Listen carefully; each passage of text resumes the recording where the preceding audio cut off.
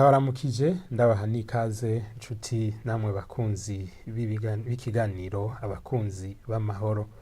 Muri kino kiganiro tuza kuganira ku burongozi bw'ishengero bubereye. Uburongozi bw'amashengero nk'ubundi burongozi bwose burafise uko bushirwaho, uko bukora, eka mbere n'uko butunganijwe hisunzwe ubusumbasumbane buhari.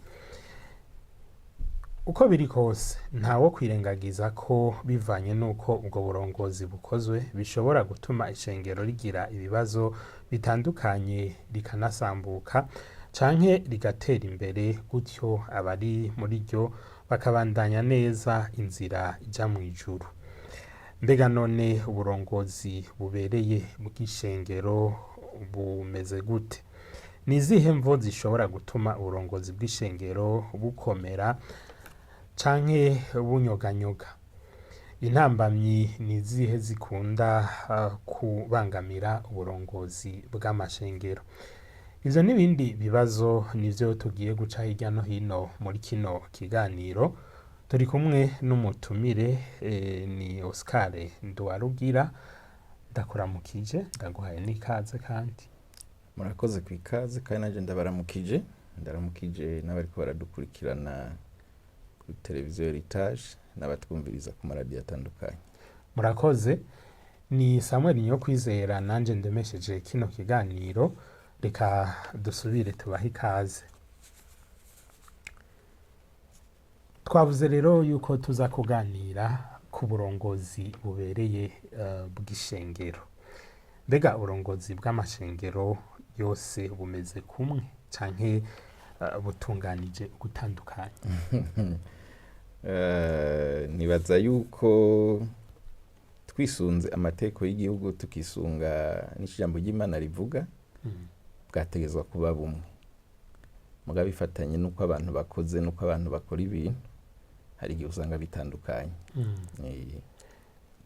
Hari igihe usanga bitandukanye, muze muti mwisunze amategeko y'igihugu.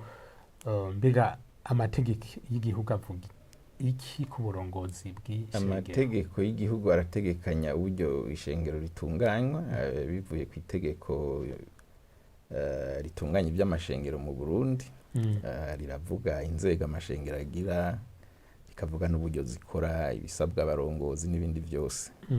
Ivyo nibaza ko abari mu burongozi bw'amashengero barabizi. Hari itegeko ritegekanya inzego ziba mw'ishengero, rigategekanya kandi n'ivyo bakwiye gukora n'uburyo bakwiye gukora. Iyo rero tugiye mu vy'itegeko, amashengero yose atunganywa kumwe. Ku itegeko ntirisobanura aba na bariya. Bose ribafasha gutunganya ivy'amashengero yabo canke ayandi madini. Iyasa rero abatunganijwe kumwe afise ibisa. Hanyuma ikindi navuze nuko haca haza amashengero bivanye n'uburyo yubakiye kw'ijambo ry'Imana. Hariho ibica biza kandi bigasubira bikayahuza. Ijambo ry'Imana riravuga uburyo uburongozi bw'ishengero butegezwa kubakwa n'uburyo bukora. Babikoze rero bisunze ijambo ry'Imana, bategezwa kubikora kumwe. Mugabo navuze ko abantu kenshi barafise nabo uruhara rwabo mu gupanga ibintu n'uburyo baca babikora. Nahuza gusanga ari harimwo utuntu tumwe tumwe tunyurana. Murakoze. Mbega none ishengero Bibiliya hari akarorero k'uburongozi bubereye yoba itangana rijya muvuze yuko hari ico ijambo ry'Imana rivuga kuri ku burongozi bw'amashengero? Bibiliya niyo ibitanga ahubwo. Ishengero ritubatse uko biri bivuga riba rifise ingorane. Ivuga gute rero? Bibiliya irasobanura neza ko ishengero ubwa mbere ni iry'Imana. Ni ukuvuga umuntu wese afise ishengero azi ko arongoye ishengero akwiye kumenya ko umurongozi wa mbere w'ishengero ni Imana. Ishengero si iciyumviro c'umuntu. Nta muntu ashiraho ishengero mu bisanzwe. Ishengero ni iry'Imana. Ku mutwe hari Imana niyo iri imbere ya vyose. Hanyuma ubwo burongozi rero bw'Imana buca bukora buciye mu bantu. Abantu nabo iyo baje gukora ivyo bikorwa hariho rero ivyo ijambo ry'Imana rivuga uko abarongozi bakwiye gutunganya, uko bakwiye kuba bameze, ingeso zaba bafise n'uburyo rutonde rukwiye kuba mu rusengero. Ivyo vyose urumva mu ijambo ry'Imana birimo. Tugende rero mu ncamake kumbure muce kuri kimwe kimwe. Urwo rutonde ruba rumeze gute? Abo barongozi baba bameze gute? Duhere kuri Imana canke Bibiliya ibitegekanya. Duhere kuri ico ca mbere, abantu babanze bagira uko gutahura. Ukabuzi ko umurongozi w'ishengero, ishengero sico kimwe na sosiyete y'umuntu, sico kimwe n'umugambwe canke ishirahamwe. Ishengero Bibiliya ivuga ko Kristo ari we mutwe, mu isanzwe Kristo niwe murongozi w'ishengero. Abarongozi bategerezwa kuba ari abakristo, bakurikira Kristo, bagaca bakora uko abasaba kubikora. Nibaza ko ahantu kenshi yaba ingorane mu burongozi n'igihe bafashe ishengero nk'umengo n'ayandi masosiyete, bagafata ishengero nk'uko umengo ni umugambi w'abantu. Mu gihe abantu batahuye neza ko umurongozi w'ishengero ari Kristo, bagaca bafatira ku urwo rufatiro, bakamenya ko ari urwo rukarorero keza, bagaca baja muri wa murongo rero uvuga ngo abantu bariko bakora kubera bahamagawe n'Imana gukora ivyo. Tugaca tuvuga kandi tukavuga tuti ab'Imana rero ihamagaye canke irobanuye, ikibaha n'ubushobozi bwo kubikora uko Imana ibishatse. Iyo rero umuntu abigiyemwo akabikora umengo ni sosiyete, umengo ni ibintu vyiwe, niho kenshi bigoranira mu mashengero. Mugabo abantu bamaze kumenya bati urufatiro rwa mbere ni Kristo, iryo shengero umuntu arimwo mbega arazi neza ko ahari nk'uwashizweho na Kristo kugira ngo akore ivyo Kristo ashaka pani inyungu ziwe. Haca haza rero vya bintu bica biza bikagaragara ku muntu aza kuba umurongozi. Ubwa mbere akwiye kuba ari umukristo. Ariko ndafise ubwoba ko abantu benshi barongora amashengero rimwe usanga atari abakristo, usanga ahubwo ari abanyeshengero bayo mashengero. Ko kuba umunyeshengero no kuba umukristo ntibisa. Ico nyene ko n'abantu bacumva umukristo n'umuntu yakiriye Yesu Kristo nk'umwami n'umukiza ubugingo bwiwe, umukiza n'umwami w'ubugingo bwiwe. Mugabo umunyeshengero n'umuntu yinjire mu ishengero bakamwakira, uwari we wese ashobora kwinjira, ashobora no kubesha agashinga ari ntahe z'ibinyoma ko yakijijwe kandi atakijijwe. Mugabo ni hamwe bica bigaruka, Bibiliya ikavuga iti mubabonera ku vyo bama. Hariho abantu bavuga ko ari abakristo mu bw'ingeso n'ingendo, ukabona ko ataba ukristo burimwo. Mugabo umuntu akwiye kuba umurongozi w'ishengero akwiye kuba ari umuntu vy'ukuri w'umukristo, afise indero Kristo, no kuvuga afise ikimugera muri we gituma akora ivy'Imana, ivy'Imana ishaka kandi yisunze ijambo ry'Imana. Ica kabiri, ateza kuba ari umuntu atikunda, kuko kuba umurongozi birasaba gose kwitanga no gukorera abandi. Uburongozi dusoma mu ijambo ry'Imana n'uburongozi bwo gukorera abandi nivyo Yesu yagiye yigisha intumwa. Umurongozi mu ijambo ry'Imana niwe yoza ibirenge abandi. Mugura urabona mw'isi biranyuranye. Abantu bato bato nibo baza gukomera amashi abategetsi, nibo babashikanira, babagemurira, bagira iki n'iki. Muga muri Bibiliya biranyuranye. Umurongozi niwe yoza ibirenge abandi. Aho hacazamo ikintu co guca bugufi. Ingwane nyinshi abarongozi bagira n'amanyama, no kwiyemera, no kubona abandi kumengo ntaco bamaze. Iyo rero iyo mpwemije mu murongozi ari mw'ishengero umva gica kiba ikibazo, acagomba gutwara kumwe kw'abisi, acagomba gukoresha inguvu n'ibindi. Inguvu zo zaba zifise bivanye n'ikibanza arimwo. Mugabo bisaba ko aba ari umuntu afise iyo ngendo yo guca bugufi. Ivyo navyo ntibishobora kuza gutyo kuko biri mu vyamwa vya mpwemu yera. No kuvuga ari umurongozi yakiriye Kristo, arongorwa na mpwemu yera, uwo kuvyukuri ni washobora kurongora ishengero ry'Imana neza. Kenshi rero hari igihe usanga nyene abantu babijamwo mugabo batariko barabitahura muri ubwo buryo. Hama ikindi Bibiliya ivuga nuko akwiye kuba ari umuntu w'akarorero mu ngendo, mu ngeso, mu mwifato, mu kibano. N'umuntu bigaragara neza by'ukuri yuko ukuntu agenda, ukuntu abayeho atagasembwa kamuriko. Nico gituma mu mashengero uza gusanga nyene kenshi bivugwa, sino mu mashengero gusa, umurongozi uko yifata niko n'abarongoye baca bakunda kwifata.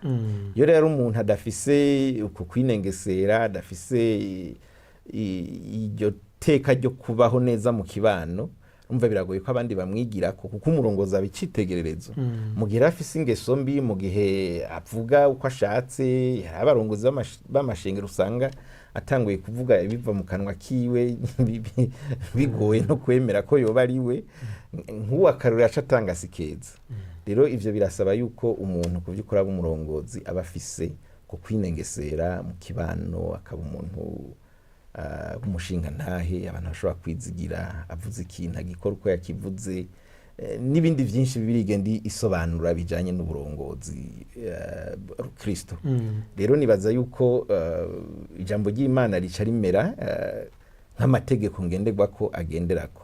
Bisaba ko umwigishwa w'ijambo ry'Imana, ko umuntu yiga ijambo ry'Imana kandi ivyo akora ashobora kubisobanura neza yisunze ijambo ry'Imana.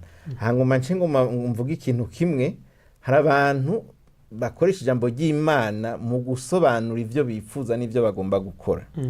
Badafata umwanya ngo bige ijambo ry'Imana, bakore ivyo ijambo ry'Imana rigomba canke rivuga, bakagomba kurikoresha ngo rishigikire ivyo biyumvira.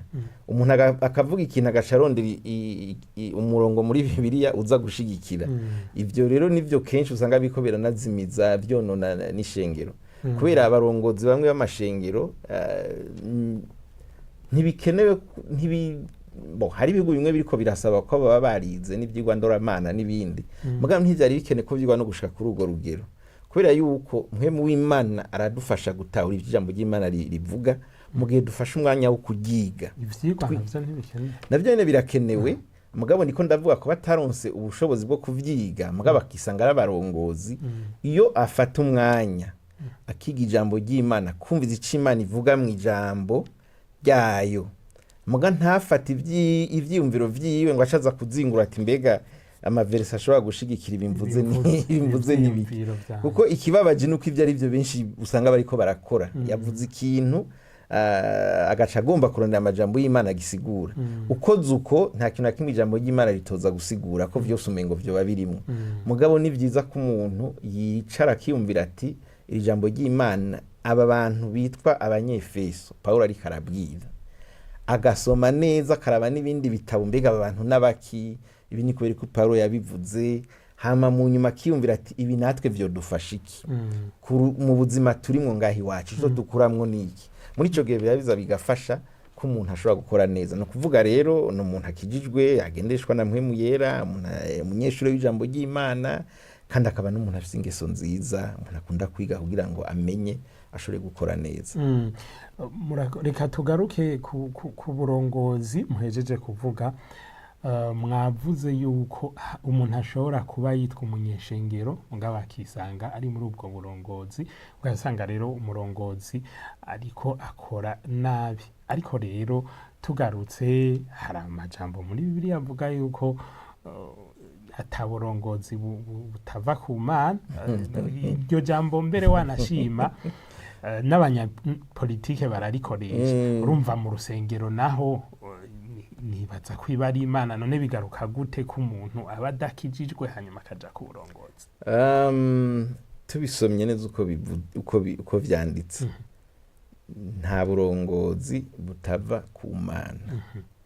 Mugabo jewe somye neza ijambo ry'Imana rivuga n'insiguro, uburongozi bwose buva ku Mana, mugabo abarongozi bose ntibava ku Mana.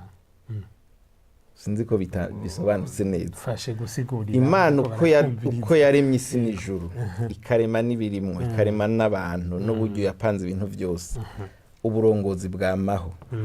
Ni naco gituma ikuvina ikirema Adamu na Eva yabahaye ububasha bwo kuganza ku isi, hanyuma ishiraho nonaho ya ku muryango hariho serugo, inarugo, abana, ukacuduga, ukacuza no kwishengero. Hari abarongozi b'ishengero Bibiliya irabemera.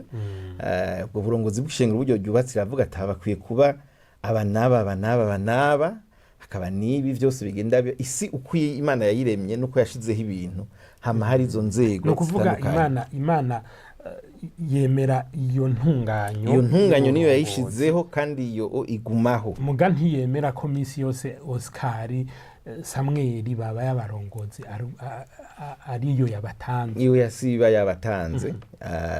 N'ikimenyamenya abisirayeli barageze ahantu babwira Imana bati ntidukeneye gusubira kuturongora, twihera umwami. Bonyine barivugira neza bati duha umwami wa Mana ntitugukeneye, duha umwami. Muga bitarashika no hiyo, abisirayeli bari ahantu barigeze kuvuga bati none iyo Mana tutabona ntitwokora Imana tubona iwacu nk'abandi bose.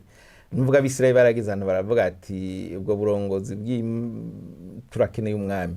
Imana irababwira ati mwami nivyo muramukeneye mugazo batera ibibazo bati nta ngorane muduhe.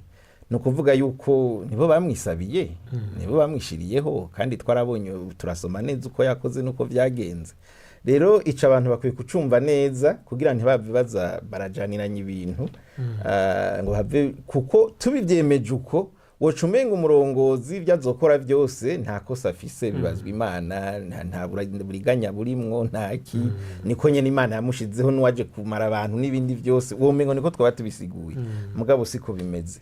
No kuvuga rero abarongozi, abanja kuba barongozi, abo barongozi harabishiraho, harabashirwaho n'abantu, hariho abajaho ku buryo buhuriranye n'ivy'Imana ishaka. Mw'ishengero rero naho nyene Oscar ngomba yuko muca mutubarira mbega none ishigwaho uburyo ico bita metode mu gifaransa Imana yemera bwokoreshwa kugira ngo abarongozi bajeho nubuhe. Twumvise ko uburongozi bwo bw'Imana bwemera, mbega uburyo bwokoreshwa kugira ngo na wa wundi aza kuza kuri ubwo burongozi aze yemerwa nayo nubuhe. Nibaza yuko nivyo twavuze, Bibiliya irasobanura uburyo abarongozi b'ishengero bajaho. Mw'ishengero nibaza ko vyoroshe kuko n'ingabire zitandukanye Imana igenda ishira mu bantu, hanyuma abo bantu barakura bakazikuza zigakura muri bo, hanyuma ishengero ari ryo mubiri wa Kristo ntibinagorana ko rirongorwa na mpwemu yera. Muri ico gihe haravamwo abaja hejuru batwara abandi. Itandukaniro n'ibindi vyo mw'isi niki, iyo ubaye umurongozi mu ijambo ry'Imana ubaye umukozi w'abandi, ubaye umera nk'umanutse hasi naho umengo uduze hejuru, kandi ubujejwe kugira gute gukorera abandi. Hariho rero ibintu bimwe bimwe uca utegezwa gukora bisaba umurongozi wese dusoma muri Bibiliya.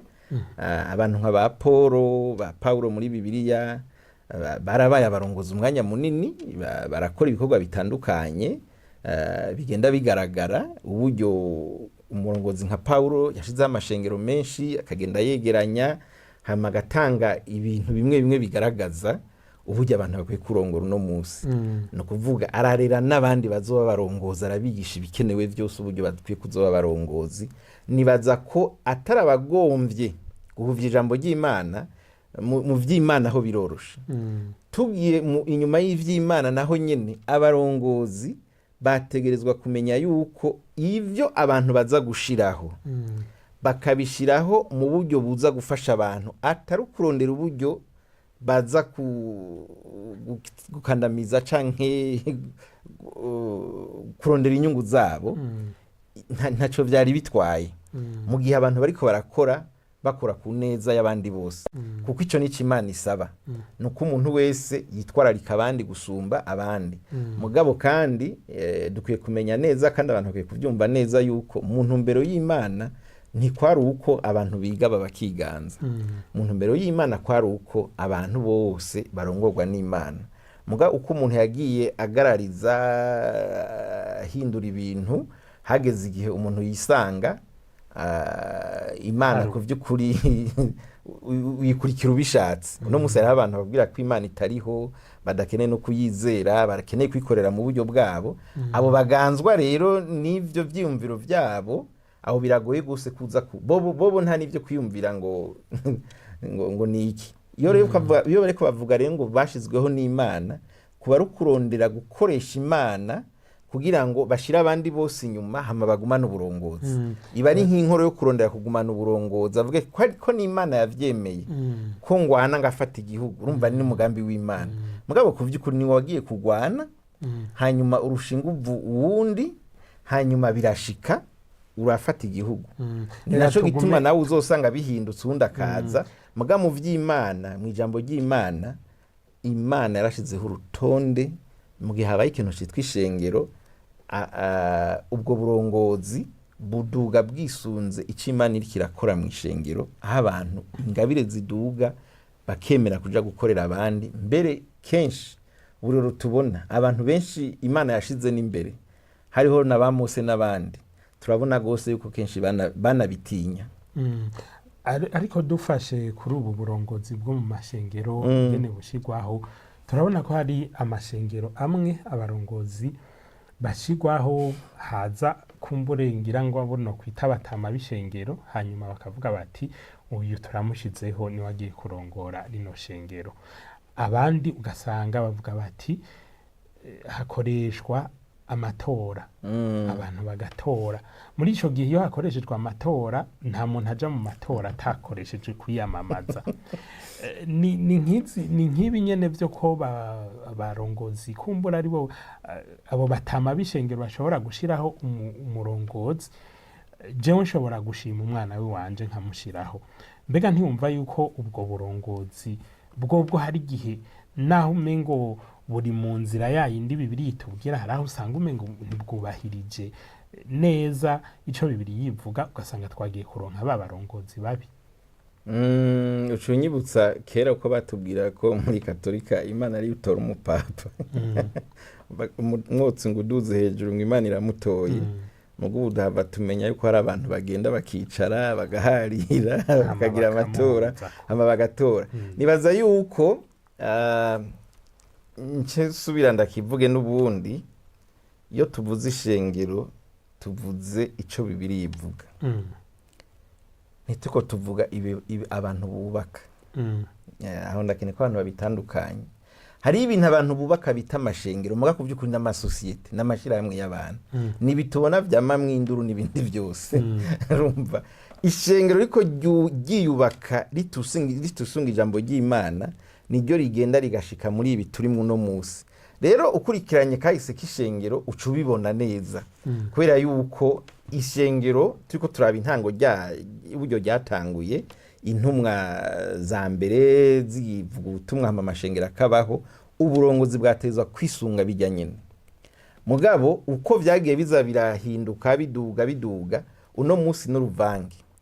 Hari amashengero ku vy'ukuri ariho apanze ukuntu mu buryo bw'uko ku vy'ukuri bigoye no kumenya abakijwe n'abadakijijwe. Bigoye no kumenya abatumwe n'Imana n'abatatumwe n'Imana. Kuko nazangabire zategerezwa gukuzwa, zatezwa kuvugwa ntizikivugwa, mba ntaziriho. Nukuvuga rero ishengero riri inyuma y'ijambo ry'Imana rica rikora uko nyene, kandi bitezwa kuba mw'ivyo vyose uriko uravuga. Ni naco gituma hari induru nyinshi mu mashengero, biterwa nuko kuntu nyene ubwo burongozi uriko uravuga butariko bujaho bwisunga vya bindi by'ijambo ry'Imana. Ahubwo ikigenda kiba niki, ubwo ishengero ryagiye rikura, hagiye habaho gukopya canke kuzana ibiri mw'isi byinjira no mw'ishengero. Ugaca usanga kuba umurongozi w'ishengero no musi umengo ni icubahiro kinini, ariko sivyo Bibiliya yigisha. Bibiliya ukuvuga uri inzuba umurongozi muri Bibiliya uri umusuku w'abandi, uri umukozi w'abandi, kandi ivyo ntadushobora gushikako mu gihe ku vy'ukuri utashitse ku musaraba neza umwe mwera kujanjagure uce bugufi. Wumve ko ushobora kuvuga nka Paulo ukavuga uti munyigane nkuko nigana Kristo. Uravyumva? Kuko Paulo mu burongozi yerekanye ico nico kiza imbere, avuga ati munyigane nkuko nanje nigana Kristo. Agaca asigura n'ibindi vyinshi, kwaba kubabazwa, kwaba ibiki n'ibindi vyose agenda acamwo n'ivyo yihanganira, ni kumwe nyene Kristo yabikora. Mugabo abarongozi buno musi sinzi abohagarara imbere y'amashengero yabo bakavuga bati munyigane kuko nigana Kristo. Ivyo batabishobora bari mu bindi bintu vyashizweho n'abantu atari shengero ry'Imana. Biragoye kuvuga ko abantu baca bumva umengo uvuze ibintu bikabije niki, mugabo nibaza yuko iciza gusa no kuba yari yarabivuze ko hazogira igihe haza abantu bigisha ibinyuranye n'ijambo ry'Imana rivuga kandi bazoronka benshi babakurikira. Jewe rero ndiko ndarabishengero si igorofa ryiza, ndiko ndara umukozi w'Imana si vya bikanzu n'amakofero abantu baba bambaye n'amakostime n'imiduga minini, si vyo nza kuraba. Uyange na mwijambo ry'Imana nkaraba ujya muntu hitwa umurongozi araciye bugufi arongorwa na mpwemu yera vy'ukuri. Ku vy'ukuri ujya muntu yigana Kristo, arashobora guhagarara imbere akavuga ati munyigane nkuko nigana Kristo. Sanze urumva yuko bipfira mu ishigwaho ryabo, mbega none sinibaza ko bipfira no mu ishigwaho ryabo, bipfira muco barimwo. Kuko ishengero ririho gisunga ijambo ry'Imana ntishobora gushiraho abantu gisunze ivyubahiro ngo abana ngo ibiki n'ibiki, ritezwa gushiraho abantu bisunze ingabire ziri muri abo bantu kandi zikabikora uko ijambo ry'Imana ribivuga. Intumwa ziratanga akarorero keza. Wibuke igihe intumwa ziriko ziripanga zigomba gukora ibikorwa, hanyuma abantu bamwe bakaza bati hari abapfakazi bariko barakoma induru barira bagira gute ko barenganywa. Intumwa ziravuga ziti genda murabe mu bandi bantu bafise buzuye mpwemu w'Imana bafashe mu gutanga ivyo bintu. Twebwe nk'intumwa ntitwoja gutanga ivyo kurya, tugiye kugira gute? Tugiye kuvuga ubutumwa, twongere dusenga Imana. Hanyuma ishengero urumva uko gutandukanya ibintu. Umuntu akavuga ati uno musi mu mashengero menshi abantu benshi boca bagomba kwiruka kuja gutanga imfashanyo ko niri humanitaire, harimwo amahera bacatangura gukora ibiharuro n'iki.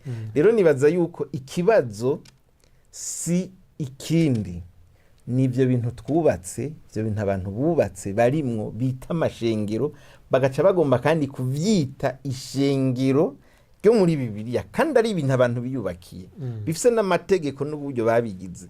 Rero gusubira mu ijambo ry'Imana rikaba rigo rufatiro nivyo bica bigorana, kubera ko bamaze gushiraho umurongozi bagaca bashiraho n'ivyubahiro n'ibindi vyinshi, biragoye ko abantu bavuga ati dusubira inyuma. Muri kahise k'amashengero ugiye ugasoma uza gusanga ku vy'ukuri uko ishengero ryatanguye ryagiye riza rirahinduka riteba rimera nk'ayandi mashirahamwe yose.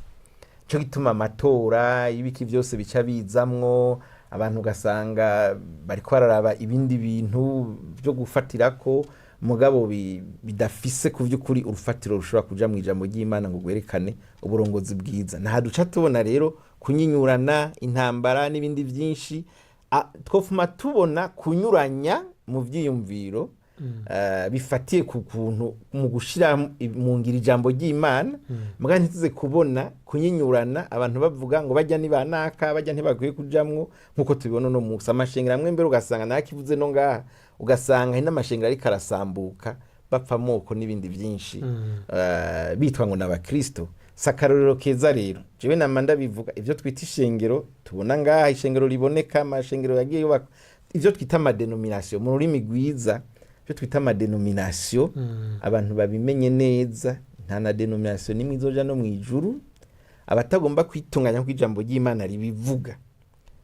Ku vy'ukuri ivyo bariko barakora nta gitangaza kirimwo, nivyo nyene vyari vyitezwe, ahubwo bitabaye ico bari gitangaza batagize propagande notangara, muga ntibayigirira ikindi. Nijya vewitiri hajya baca baha umurongozi nujya mushahara nikijya cubahiro nibijya byose baba bariko bagira propagande. Si igikorwa c'Imana. Kwigwa c'Imana cabasaba guca bugufi bakicara bakaja munsi y'abandi bakaja koza ibirenga abandi. Ivyo rero nta muntu avyirukira, nta n'umuntu abigwanira, nta muntu agwanira kuja koza ibirenge abandi bantu, ahubwo bose bagwana ngo baboze ibirenge.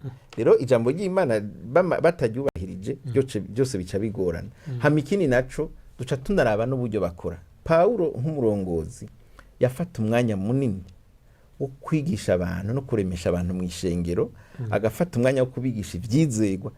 Uno munsi ni kangahe abarongozi bafata umwanya kugira bahimirize abantu, kiretse bimwe byo kuwa Mungu vy'insiguro bipanze bavuye mu vyabo.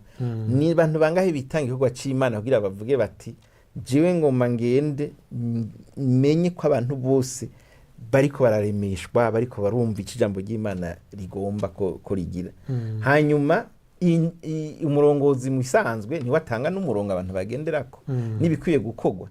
Ugiye kuraba no munsi ni bangahe batanga imirongo bafata ingingo ku neza y'abandi batarimwe. Kumbure turabigaruka ko mu ntambamyi, ariko tugende tuvuze yuko umurongozi atogwa na mpwemu yera, tugende tuvuze yuko ishengero rifise umurongozi mwiza ryoba ryamushizeho gute? Tuvuze ko atogwa na mpwemu yera, twaba naho nyene ducuritse ibintu. Akwiye kuba arongorwa na mpwemu yera, kandi n'abanyeshengero baza kumushiraho barongorwa na mpwemu yera. Nta ngorane yari ikwiye kuba hari ubwira tumenye umurongozi akwiriye ishengero mu gihe runaka. Byari vyoroshe yaba twabaho mu ijambo ry'Imana. Hari n'abazoca bambwira ati ivyo ni ivyumviro gusa ntibishoboka. None nimba Bibiliya yarabivuze byarashobotse, kubera ko no munsi bidashoboka. Abo banyeshengero barongowe na mpwemu yera bo bakora gute mu kumushiraho? Mu kumushiraho Bibiliya bisobanura neza uburyo abarongozi bajaho mu ijambo ry'Imana. Abarongozi nzongabira uburyo zikura n'uburyo zikuzwa. Paulo turamubona ariko arigisha Timote, ariko arigisha n'abandi barongozi, hanyuma akabaha amabanga bakabandanya ibikorwa. Mu isanzwe ishengero rigumye muri Bibiliya, ishengero rishigwaho n'irindi, abarongozi bashigwaho n'abandi, kubera yuko nihererekanywa gikorwa c'Imana. Ibi rero twazanye no munsi, burya leta ntiyari ikene no kwinjira ngo itunganye by'amashengero, yabigiyemo kubera ko vyatunaniye, vyanse. Mu isanzwe twari guha akarorero keza leta tukayigisha tuti burya abarongozi bategura abandi hama bakabahereza. Muri Bibiliya mu ijambo ry'Imana nta murongozi yiza, no murongozi azanwa n'abandi, kubera bamusuzumye bagasanga mpwemu w'Imana muriko, hama ibikenewe byose bikegeranwa bigakonfirima, bikerekana ko uwo muntu vy'ukuri ari umukozi w'Imana kandi akwiye kubananya igikorwa c'Imana.